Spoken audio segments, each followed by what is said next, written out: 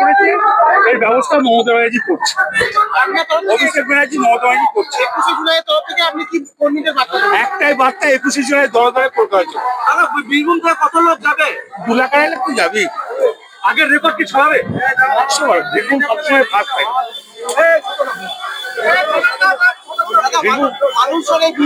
মাথায় করে মিছিল করছে। দেখুন, মমতা ব্যানার্জির আবেগ কি হয় ভালো, 21শে জুলাই একটা আবেগ আছে। 21শে জুলাই অনেক ইতিহাস অনেকজনাই জানে না। 21শে জুলাই ভয়ঙ্কর ইতিহাস আছে, অনেক পুরনো ইতিহাস জানে না। তা মমতা ব্যানার্জির আবেগ আছে, মমতা ব্যানার্জি তার জন্য এই 21শে জুলাই লোকের লোকারণ্য। একটু পেছন মোবাইলটা ইয়ে সম্রাট।